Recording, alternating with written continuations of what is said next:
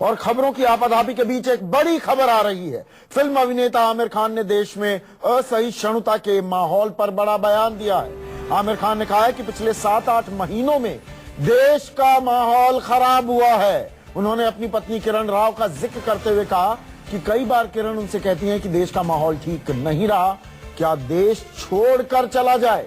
आमिर खान ने कहा कि उनकी पत्नी अपने बच्चों को लेकर फिक्रमंद रहती है और कई बार तो अखबार पढ़ने से भी डरती हैं। आमिर खान ने यह बयान दिल्ली में रामनाथ गोयनका अवार्ड्स समारोह के मौके पर दिया।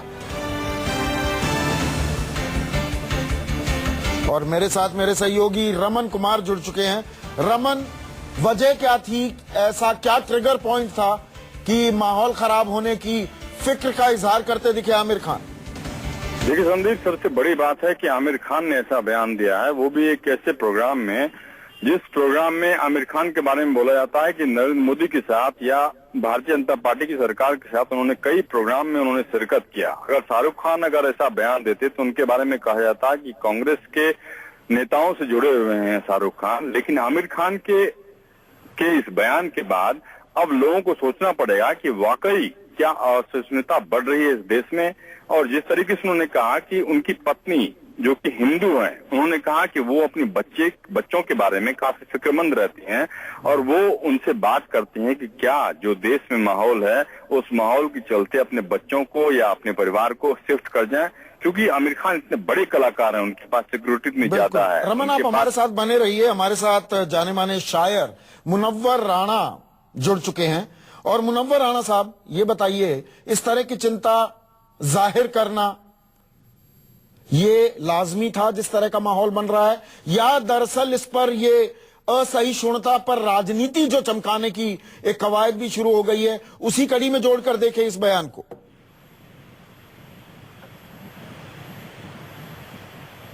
मुनव्वर राणा, आपको आवाज आ रही है? जी, आदाब जी। राणा साहब, सवाल आप ही से था ये। नहीं, मैं सुन नहीं पाया, माफ कीजिएगा। नहीं, सवाल मेरा ये था कि क्या जो फिक्र जाहिर की है आमिर खान ने उसे हम लाजमी माने जो पिछले 7-8 महीनों में वाकयात पेश आए हैं, या दरअसल असहिष्णुता, इनटॉलरेंस पर राजनीति भी होने लगी है? उस राजनीति के क्रम में एक नया अध्याय तो नहीं जुड़ रहा है? अब इससे राजनीति, अब इस मुल्क में हर चीज में राजनीति ढूंढ ली जाती है। हर काम में आतंकवाद ढूंढ लिए जाते हैं, हर काम में चाटुकारिता ढूंढ ली जाती है, हर बात में किसी दूसरी पार्टी का आदमी ढूंढ लिया जाता है। तो इसमें मेरा ख्याल है, मैं इतना बोला, एक शायर के लिए इतना ही बोलना काफी था। अब तो हमारे ख्याल से मुझे सिर्फ लिखना पढ़ना चाहिए, ये सब चक्कर में पढ़ना ही नहीं चाहिए। क्योंकि अब आमिर खान भी यही बात बोल रहे हैं, तो ये बात तो हमने भी कही थी ना। वो लोग कह रहे हैं शोहरत हासिल करने के लिए, तो उनके पास शोहरत की क्या कमी है, या खुदा न खास्ता मेरे पास शोहरत की क्या कमी है। तो इसमें तो मेरा ख्याल यही है कि सोचने का मकाम है, गौर करने का मकाम है। भाई, मुझे तो जब यमुना से फोन आया था, मैंने कहा था ठीक है, मैं हाजिर हो जाऊंगा आप जब कहिएगा। ये हुआ कि कुछ और लोगों, हमने कहा आप कुछ लोगों को बुला लीजिए। तो ये कहा गया कि भाई आपको एक हफ्ते, थोड़े कुछ दिन बाद आपको बताते हैं, तो 4 दिन लगेंगे। उसके बाद तो उनका बयान आ गया अनुपम खेर का कि राणा साहब को बुलाया गया तो वो नहीं गए। हमने कहा ये झूठ है, उन्हीं ये बात कही थी, अगर हमें बुलाएंगे प्रधानमंत्री जी इस तरह से तो हम जाएंगे। और जाहिर सी बात है कि अगर हम जाएंगे तो उनके दोस्ती की हैसियत से जाएंगे, इस देश के एक अच्छे वफादार इंसान की हैसियत से जाएंगे, एक शायर की हैसियत से जाएंगे। जो बातें कहेंगे वो देश के लिए भी अच्छी होंगी, मुल्क के लिए अच्छी होंगी, उनकी हुकूमत के लिए भी बुरी साबित नहीं होगी। बिल्कुल। और ये पिछले 7-8 महीनों में मुनव्वर राणा साहब जो हुआ है वो दरअसल चिंता का सबब है। आप भी ये बात मानते हैं और आपने ये बात पहले भी कही है। आपका बहुत बहुत शुक्रिया। हमारे साथ बीजेपी के वरिष्ठ नेता सुधांशु मित्तल जुड़ गए हैं। सुधांशु मित्तल साहब, लगातार सरकार और बीजेपी अब तक हमें ये बता रही थी कि देखिए राजनीति चमकाई जा रही है, इक्का दुक्का वाकये को बढ़ा चढ़ाकर पेश किया जा रहा है, लेकिन अब इस सिलसिले में आमिर खान जैसा बड़ा नाम जुड़ गया है। मैं संदीप जी 2 चीज कहना चाहता हूँ। एक तो इसकी जवाबदेही किसकी होनी चाहिए। अगर आप तर्क संगत होके सोचें तो जिन राज्यों में ये इस तरह के वारदात होती हैं, उन राज्यों की इसमें जवाबदेही होगी कि केंद्र सरकार की जवाबदेही होगी? कानून जो है, कानून व्यवस्था का जो उत्तरदायित्व है वो हिंदुस्तान के संविधान में राज्य सरकारों का है।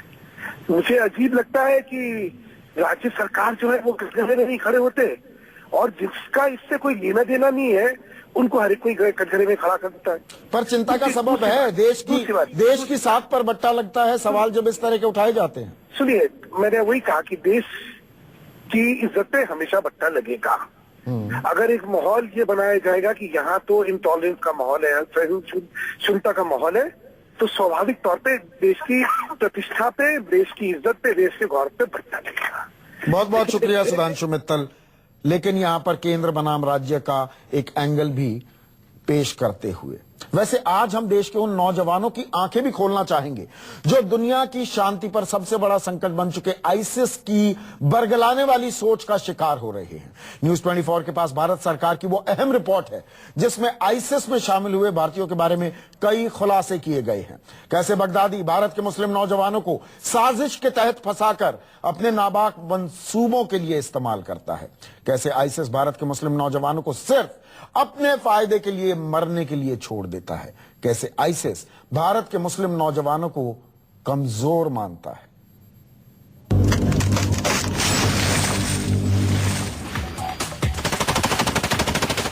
दुनिया की शांति पर सबसे बड़ा खतरा बन चुके आतंकी संगठन आईएसआईएस के ये वो मोहरे हैं जिनका ब्रेन वॉश करके इन्हें मानवता का दुश्मन बना दिया गया। दहशत के ये वो लड़ाके हैं जिन्हें इस्लाम के नाम पर गलत तरीके से बरगलाया गया और अपना प्यादा बनाकर आईएसआईएस दुनिया में खौफ कायम कर रहा है। और आईसिस के इन्हीं लड़ाकों में कुछ भारतीय भी हैं। खुफिया एजेंसियों की इस खास रिपोर्ट में इस बात का खुलासा किया गया है कि अब तक 23 भारतीय नौजवान आईसिस की बंदूक थाम चुके हैं। इस रिपोर्ट में यह भी कहा गया है कि आईसिस अब कुछ खास राज्यों में नौजवानों को अपने जाल में फंसाकर दहशतगर्द बनाना चाहता है।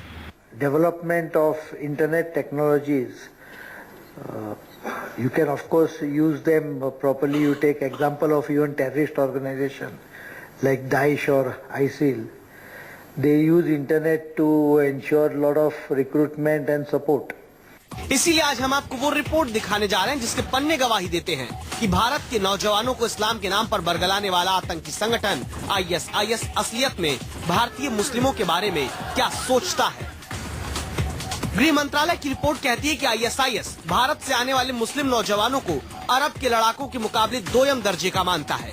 इसीलिए दक्षिण एशिया यानी भारत, पाकिस्तान, बांग्लादेश से आईएसआईएस में शामिल होने वाले मुस्लिम नौजवानों को अरब के लड़ाकों के मुकाबले न सिर्फ पैसे कम देता है बल्कि छोटी बैरक में रखता है जहां कोई सुविधा भी नहीं होती। भारत, पाकिस्तान से आने वाले मुस्लिम नौजवानों को आईएसआईएस कमजोर हथियारों के साथ आतंक की लड़ाई में उतार देता है।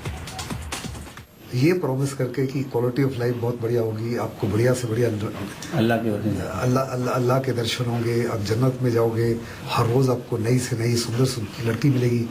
अगर असलियत रिवर्स है और लोगों को पता लग जाए जो अभी तक पता नहीं था, तो उनके साथ युवक इतनी आसानी से नहीं जाएंगे। सरकार की इस रिपोर्ट के मुताबिक इसकी वजह यह है कि आईसिस मानता है कि भारतीय मुसलमान इस्लाम से भटका हुआ है। आईसिस को लगता है कि भारतीय मुसलमान जिहाद का जज्बा नहीं रखता। भारतीय मुस्लिम प्लान के तहत इन युवाओं को जिन का डर दिखाया जाता है ताकि ये नौजवान आईसिस का साथ न छोड़ सकें। सरकार की रिपोर्ट के मुताबिक अब तक देश के 4 राज्यों के 6 भारतीय मुस्लिम नौजवान आईएसआईएस की बंदूक थाम कर मारे जा चुके हैं। अब बहुत ध्यान से सुनिए, इस्लाम के नाम पर जिहाद छेड़ने की बात करने वाला आईएसआईएस दरअसल भारत समेत दक्षिण एशिया से आने वाले मुस्लिम नौजवानों को कैसे अपना कमजोर प्यादा मानकर मरने के लिए छोड़ देता है।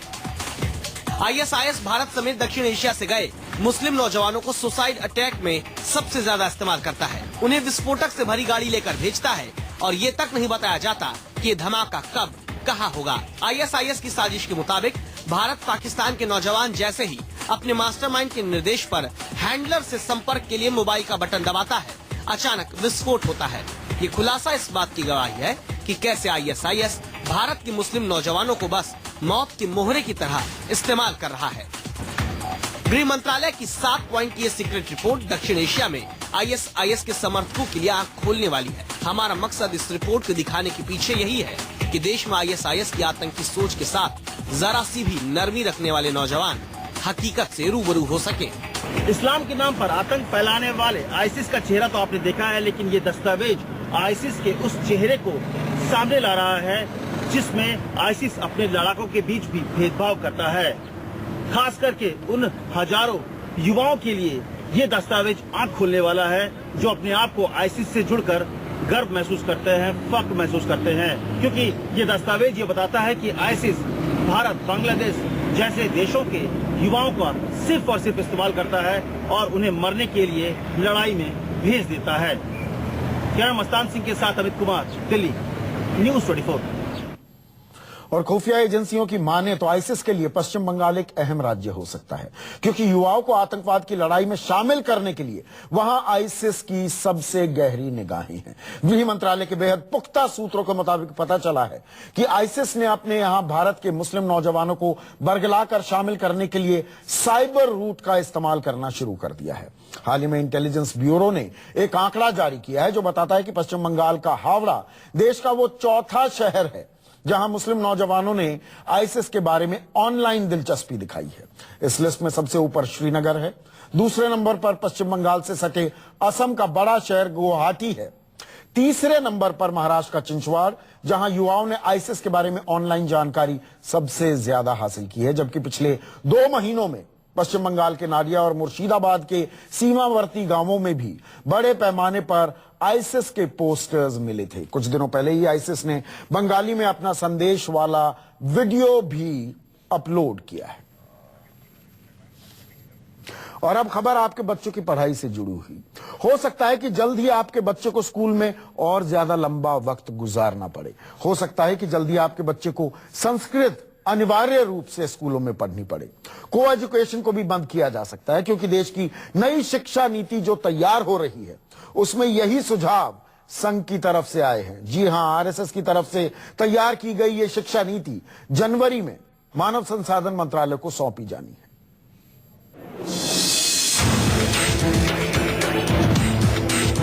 अभी आपका बच्चा छोटा है तो वो 6 घंटे, और बड़ा होगा तो स्कूल में 8 घंटे तक पढ़ाई करता होगा। लेकिन देश की नई शिक्षा नीति में संघ की पाठशाला से ये सोच भेजी गई कि स्कूलों को और देर चलना चाहिए। संघ से जुड़े राष्ट्रीय शिक्षण मंडल ने 3 दिन तक ग्वालियर में यही मंथन किया है कि आखिर देश में पढ़ाई लिखाई कैसे हो, जहाँ देश की पढ़ाई लिखाई का महकमा संभालने वाली मंत्री स्मृति ईरानी भी मौजूद थी। शिक्षा में भारतीयता, इस पर आप सबने चिंतन किया है और अपनी चिंता को कलम के माध्यम से कागज पर व्यक्त किया है। शिक्षा में भारतीय लाने के लिए बताया जा रहा है कि संघ चाहता है कि देश की नई शिक्षा नीति, यानी जिस नीति के आधार पर आपके बच्चों की पढ़ाई हो, उसमें माध्यमिक स्तर तक संस्कृत की पढ़ाई अनिवार्य की जाए। को एजुकेशन स्कूल में खत्म की जाए। स्कूलों का वक्त 6 घंटे से बढ़ाकर 8 घंटे और 8 घंटे से बढ़ाकर 10 घंटे तक किया जाए। चुनाव आयोग की तरह देश में शिक्षा आयोग बनाया जाए। हर 3 साल में पूरा सिलेबस दोबारा अपडेट किया जाए। नैतिक और शारीरिक शिक्षा पर खासा जोर दिया जाए। संघ को लगता है कि देश की मौजूदा शिक्षा नीति से नैतिक पतन हो रहा है, भ्रष्टाचार बढ़ा है, पढ़े लिखे गरिमा तोड़ रहे हैं। इसलिए नई शिक्षा नीति में हमारा सुझाव माना जाए। अच्छे पद पर रहे वो भ्रष्टाचार में लिप्त हुए, बड़े उद्योगपति उन्होंने ऐसे किया, राजनीतिक क्षेत्र में ऐसे किए, सब शिक्षित सुशिक्षित बड़े बड़े यूनिवर्सिटी के लोग नैतिकता में क्यों नीचे गिर गए हैं। सारी शिक्षा नीति के अंदर धर्म को जोड़ दिया जाए, इसीलिए वो उन्होंने ये मसौदा तैयार किया और उसी की तरफ ही आगे बढ़ रहे हैं। लेकिन हम उनकी इस योजना को सफल नहीं होने देंगे। वर्तमान शिक्षा नीति बहुत अच्छी है और मैं समझता हूँ कि इसमें यदि कोई परिवर्तन होना है तो पूरे इंटरनेशनल हिसाब से होना चाहिए। संघ के भारतीय शिक्षण मंडल ने जो एजुकेशन पॉलिसी अभी सरकार को देने के लिए तैयार की है, उस पर थोड़ा मंथन और किया जाना है। फिर 30 जनवरी तक केंद्र सरकार को संघ की पाठशाला से तैयार हुई शिक्षा की नीतियां सौंपी जाएंगी। ग्वालियर से जावेद खान के साथ गोविंद सिंह, भोपाल, न्यूज़ 24। इन सुझावों को माने तो फिर सीधा सीधा भाषा में कह देना चाहिए कि देश के सभी स्कूल सरस्वती शिशु मंदिर की तरह हो जाएं, उनके क्लोन्स हो जाएं। इस बीच 2 दिन बाद यानी 26 नवंबर से संसद का शीतकालीन सत्र शुरू होने वाला है, जहां इस बार कई मोर्चों पर मोदी सरकार की अग्नि परीक्षा होगी और उन्हीं में से एक होगा महंगाई का मोर्चा। इसलिए सरकार आज से ही रक्षा कवच बनाने में जुट गई है। क्या किया, देखिए।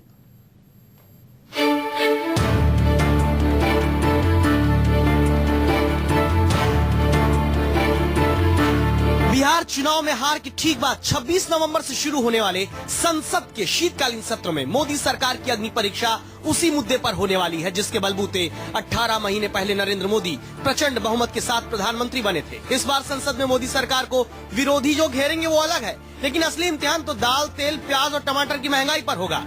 आखिरी एक साल में दाल की कीमत 2.5 गुना जो बढ़ गई, एक साल में टमाटर 150% महंगा हुआ, एक साल में प्याज के दाम 90% तक बढ़ गए, एक साल में खाने की तेल की कीमत भी 30% तक उछली है। इन्हीं आंकड़ों का सिरदर्द अब जाकर देश के खाद्य मंत्री को हुआ है। जब बिहार के चुनाव निपट गए, रामविलास पासवान ने राज्य के खाद्य सचिवों के साथ महंगाई पर मंथन किया ताकि कम से कम संसद के शीतकालीन सत्र में महंगाई पर जब विरोधी घेरे तो पासवान चेहरा छिपाने लायक तर्क तो दे सके। हालांकि पासवान एक दिन पहले ये कह चुके हैं कि महंगाई रोकने के लिए मेरे मंत्रालय के पास अधिकार नहीं। सूत्र कहते हैं कि सरकार में तनातनी इसी बात की है कि अगर महंगाई बढ़ी तो जिम्मेदारी किस मंत्रालय की हो।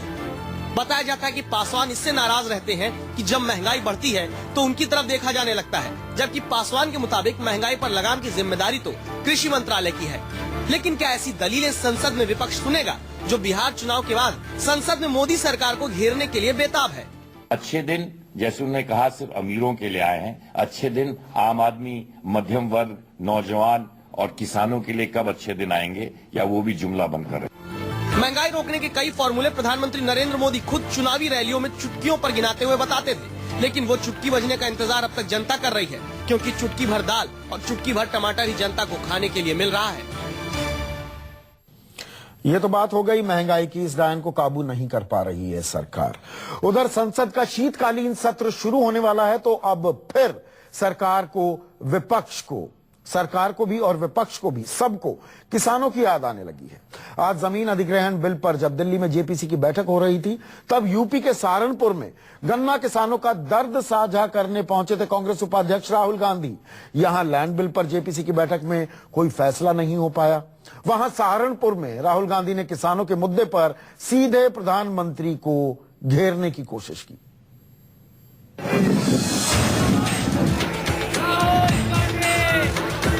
उत्तर प्रदेश में चुनाव तो 2017 में है, लेकिन कांग्रेस उपाध्यक्ष आज ही सहारनपुर में किसानों के बीच पहुंच गए। यूपी के परेशान गन्ना किसान राहुल गांधी से अपना दर्द साझा कर रहे थे। फिर किसानों के बीच पदयात्रा के बाद चौपाल लगाए खड़े राहुल गांधी की बोलने की बारी आई। मोदी के विदेश दौरे पर चुटकी लेते पहला वार किया। कभी लंदन जाते हैं, आज मैंने उनका जहाज उड़ते हुए देखा। लंदन जाते हैं, मलेशिया जाते हैं, सिंगापुर जाते हैं, अमेरिका जाते हैं, बड़े बड़े भाषण होते हैं, यहाँ अच्छे देते हैं।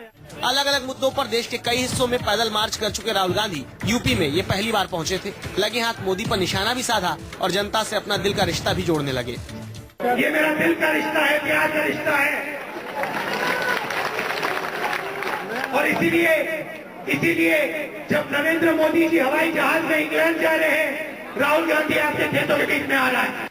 किसानों के बीच पैदल मार्च करते हुए राहुल गांधी ने कई जगह जनसभाएं की। हर जगह मुद्दा किसानों का होता, निशाने पर मोदी। उधर शीतकालीन सत्र से ठीक पहले जब लैंड बिल पर जेपीसी की बैठक हुई तो कोई बात नहीं बनी। सिफारिश सौंपने के लिए जेपीसी ने और वक्त मांगा है।